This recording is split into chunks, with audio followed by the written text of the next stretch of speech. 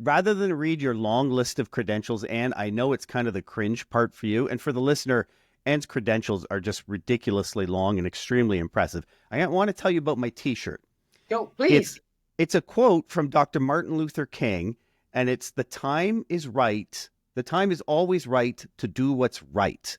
And the way I came across this quote was 4.5 years ago when you and I did our first episode together, and it was on the ethics of public relations with the dawning of AI on the horizon. ChatGPT hadn't even come out yet, but it was a fantastic episode with Jean Valin. In doing the research, I came across this quote because I didn't study Dr. King in school the way a lot of people do. And I absolutely loved it. And from that episode, this is what has stuck with me. So I appreciate that. It's a life-changing quote for me. Well, he was a life-changing man, wasn't he? So it's such a shame he was with us for such a short time. Yes, absolutely. I don't actually remember anything you said in the episode, Anne, but I do remember this quote from Dr. King. No, I can't. Okay. Can you walk us through the case study that you conducted in rural Indonesia? What was the community engagement exercise, and what were you hoping to learn? Okay. Well, maybe I just should give you a little bit of background first, Doug, and then I'll answer your question directly. So the Indonesian government is on a mission to bring sustainable energy to rural communities. If you think about Indonesia, we think one country, but in fact, it's 17,500 islands, 6,000 of which are inhabited. So the idea of a national grid, stringing wires all across those islands is just not doable. So quite a lot of the rural communities, particularly in the less inhabited parts of Indonesia, have no electricity, or they have a very intermittent connection, even on the mainland, to the grid in the island of Java. So they've been on a mission to bring sustainable energy to these communities. Why sustainable? Because of climate change, and Indonesia is very prone to that. But also it means that they can put in little local systems that are not dependent on the government once they're up and running. So there are 3 types of systems, Doug. One is biomass, and I won't go into the detail of that because I think we know what it is. One is solar, and one is micro hydro, where they put little power plants in the irrigation channels for the rice fields, which are often on steep terraces. And it works incredibly well. So our project was with 3 villages who've got micro hydro projects. And the government, when it installs these micro hydro plants, they regard it very much, as an engineering project. So the facility is installed by the government, and there's no really consultation about that, and there's no communication about it. But it puts the plant in, and then it lets the community get on with it, basically. And its motives are excellent, as I said, to provide electricity and development opportunities for these communities. But without a communication plan to go alongside it, these projects are not going to be well adopted by these communities, and they're not going to get the best out of it. So that's the background to the project. So if you think about it, these communities have a lot to offer. They've got local knowledge. They would know the best place where to put these plants in the first place. The way they're structured means that a number of people, even when government does talk to these hamlets, villages, they talk to the leaders who are mainly men, so women's groups, youth groups, all sorts of groups who are not heads of households, are not involved in the discussions, and they've all got perspectives that are really valuable. The women often bear the burden of work. So if they're talking about economic development, they need to be involved in this. And so, their view about what resource is needed, what power the turbine should be, they wouldn't be able to say X volts, but they could say this number of households need connecting, and we want it for this, and we want it for that, and we want it for the other. And there's no training, and they don't talk about training so that they can get the best out of these facilities. So this communication blueprint is really, really important because they'll get all that as part of the package with government. The thing that was striking me as I went through your book, and you've written this in your book, Strategic Participatory Communication and Development, also available on Amazon. Put a link to that in the show notes. The entire case study is captured in the book. One of the things that stood out to me was you took solid public participation, or what's known as P2 principles, and applied them to an area of rural Indonesia in the southeast. And what stood out was, I thought, were we applying Western ideals, empowerment, to an area that doesn't have that expectation or maybe even that want or need? And I was proven wrong, because the empowerment was something that definitely registered throughout the communities that you met with. Do you agree with that? Absolutely. And you're right, Doug. And one of the biggest questions in my mind when we started this project is, how are we going to do this? Because I'm a Westerner, and I might be We do sympathetic. focus groups here, right? Focus group surveys. Absolutely. I might be empathetic, but I don't know how to engage with these communities. So I actually worked with a partner university called Atmajaya University, who are based in Yogyakarta in Indonesia. And they were the people who did the groundwork. And that's really important, Doug, because, there are all sorts of barriers, as you can imagine. It's different culture, different traditions. The language, a huge issue. Rural communities have a very special character. They don't welcome outsiders, and they have their own ways of doing things. They're very communitarian focused. So I worked with this group of amazing colleagues from Atmajaya, led by my co-author there, Dr. Professor. Now she's been promoted, Yurawati. And so they had already spent some volunteer time in one of these villages and had got accepted by the community. And so we thought long and hard about, how are we going to engage with them, and how are we going to give them a voice? And we talked to the leader of the hamlets, and we came across this method. It's called appreciative inquiry. Yes. And I'll tell you about the stages of appreciative inquiry if you like. But you have to. It's based on listening, really, and it's about listening to the community in a way, because they want to tell you things. So how do you allow them to tell you things in ways that are meaningful for them? So I mentioned the culture, Doug, there. So in Indonesia, particularly in rural communities, it's very community orientated, individual second, community first.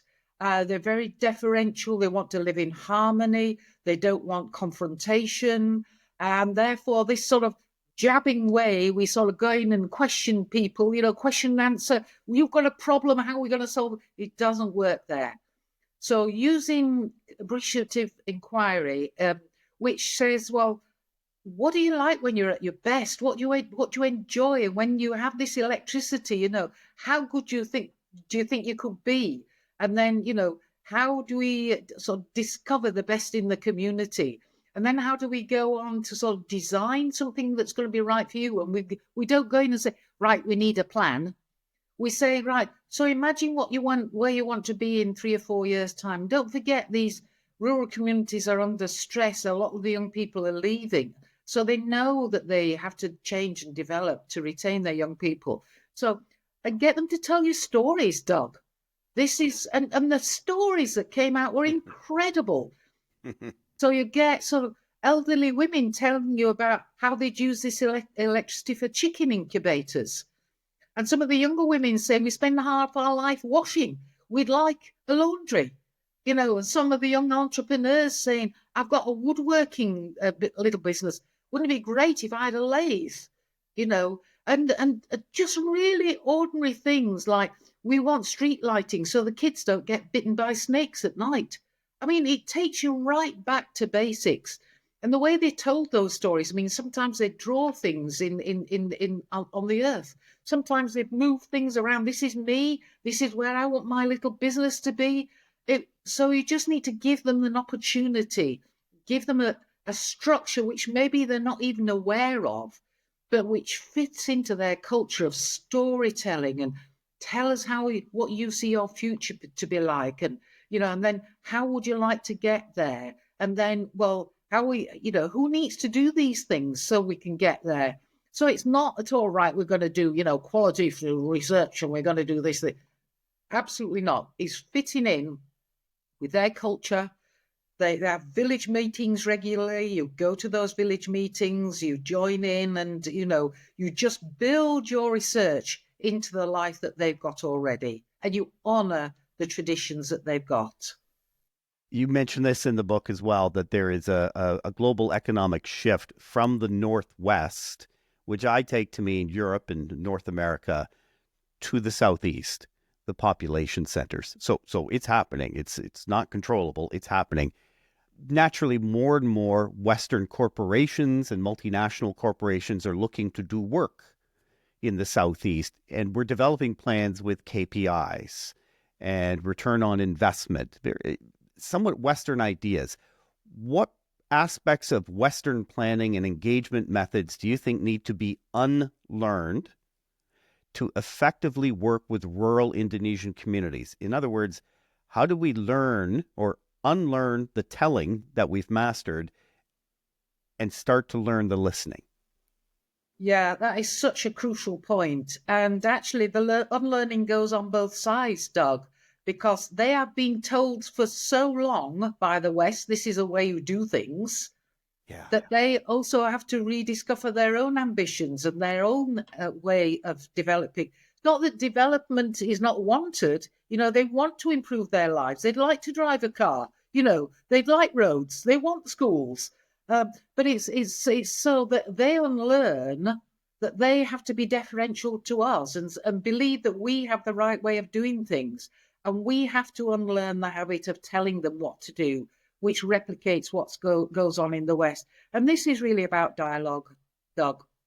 This is about stepping in their shoes and trying to live their lives and their ambitions with them. And it's so different. You have to rip up the textbooks and you have to say, I'm just going to try and imagine what it would be like to be them with their ambitions, with their resources, with their culture, and go on a journey with them. Now, we set our KPIs and they may coincide, and often donors say, well, we have to demonstrate to the people who fund us that we've met all these objectives. And it's really, really hard. And so I think there needs to be that shifting that these things have to be negotiated, because you might meet your objectives in the short term. We'll install 100 turbines, but lo and behold, nobody wants to use them. Or they're not used in the way that you wanted them to be, because you haven't talked to them about how they want to do these things. So things like timescales have to be thrown out of the window. And the time invested in dialogue and in actually finding out what their aspirations are. And then once you begin to meet those aspirations, you can then introduce, well, the what abouts. Have you thought about? But unless you gain that trust and unless you meet their ambitions as well, and maybe we get rid of, some of the timescales, because I say in the long run, you won't get there. You'll get the immediate quick wins, but you won't get there because you haven't got hearts and minds with you. And you also don't release the huge potential of these communities, because your KPIs may be pretty small ambitions as far as they're concerned. And I was absolutely amazed by the ambition of some of the tiny little hamlets, Doug, of 100 households saying we want to be an eco-tourist centre. Wow. So they don't lack ambition. They need some help. They might need some training and they might need a bit of funding. But I tell you what, it comes back in bucket loads. But do it with them and, not unto them. Great words. That's a great quote. Definitely going to use the quote in the promos, but let me push back a little bit. I love that you argue that we need to unlearn the Northwest to succeed in the Southeast when in Rome. But ultimately, you're pitching a concept, empowerment, that the people you spoke with and experienced, they appreciated the empowerment. And you've also talked about how they want to be more like us. Why don't we spend our time instead helping them be more like us? instead of trying to figure out how they want to be like themselves. If Yeah, everybody wants to be us, why don't we just help them be us? yeah, absolutely, Doug. And that's a very legitimate question. I think it goes to the heart of what do we mean by empowerment? Empowerment means that you hand over decision making to them and you allow them to make the decisions for their own lives. Now they can continue as subsistence farmers if they want. No, there's no empowerment takes away coercion. And if there's coercion there, then we are not empowering them. And therefore, I think this thing about don't be like us, but be like us in being able to make choices, but don't necessarily be like us in what those choices lead to. And that's a hard thing for governments to learn as well. So empowerment is about them deciding the future for themselves within a structure. Of course, that doesn't mean, right, we'll all go off and, start murdering our neighbors. That's not empowerment. Mm, But within mm. the shared set of values that we all agree, and the shared set of values will be, we will respect your traditions. We do honor the fact that you've got ambition. Let's talk about that ambition. Let's find joint ways of trying to work towards that. There are legitimate objectives that the Indonesian government want. How are you going to contribute to that? And we find that through dialogue, then the way forward can be found. So being like us, no, they should never be like us. I wouldn't want them to be like us. We make far too many mistakes. And if we put our mistakes in their context, there'd be even bigger mistakes. It's like their local knowledge, their way of doing things has to be the way that is brought to the fore. But as I said, they want to develop. Their notions of development might be slightly different. But hey, if it works, who cares? If it works for them, and if we're moving forward, if we have progress, however you define that, and that's an interesting word to define, then we can say that's empowerment. I do love that the more we get to know people around the world, the more commonalities we find. There's so much more that makes us the same. It's amazing we focus on the things that make us different so often. Tell me about the key, real short, if you could, Anne, the key elements of the strategic participatory communication framework that you propose. Okay, right. Really quickly then. So 5 stages to putting in a microhydro plant. First of all, they do a feasibility study, okay? And the community is not involved in that. And the government makes a decision about whether or not a project is viable. So the blueprint, the communication blueprint says you've got to harness that local knowledge, find out the best place to put things, find out what they want it for, understand what their ambitions are. Then you put the right sort of plant in. Then they put the plant in. And again, if you bring the community with you, so they're part of that, they already supply some volunteer labour. The women cook the meals for them. But if, as that plant is being installed, you're in discussion with them about how we're going to maintain it, how do we get the money so that if any parts get broken, all these things are learned afterwards. Do it while it happens. And then the whole process is owned by the village and the whole installation becomes more effective. Then they adopt the plant. So it's built and they start using it. So talk to the community then about what their initial ambitions are. I said street lighting of the schools. Everything shuts down at 6 o'clock because there's no lighting, So, and the adults are out in the field labouring all day. So they want education as well. They want to learn about the internet. They want to learn about social media. So initial ambitions. And then after a period of time, goes through a transition of ownership. So there's a transition stage where the village then becomes responsible for this plant. Teach them about financial management. Teach them about the good exploitation of these resources. Help them begin to realise some of their own ambitions. Make sure that the government is listening to them, because if they don't, all that knowledge about what the installation problems are, what the potential opportunities are, what the extra economic growth, all lost. And just dumping them with this thing and leaving them to it is not good management from the government point of view. And then when they've owned the plant and it begins to become sustainable, they will have plans about maybe having a second hydro plant.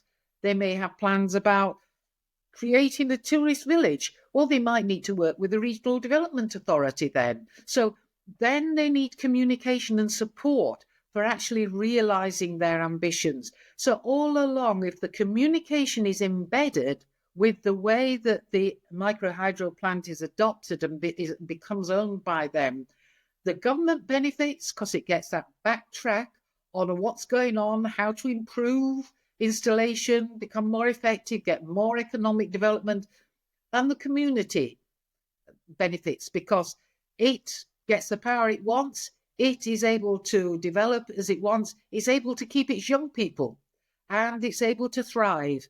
And as I said, those people are incredibly gracious, hardworking, and have aspirations for the future. And takes away this dependency where government does unto them certain things, and they begin then to think that we can create our own pathway to salvation, to our ambition.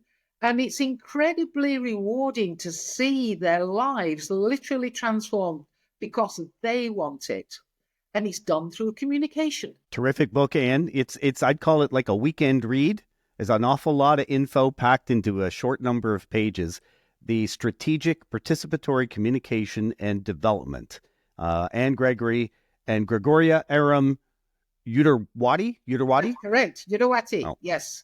took a shot at it. Thank you so much for your time today, Anne. Thank you very much.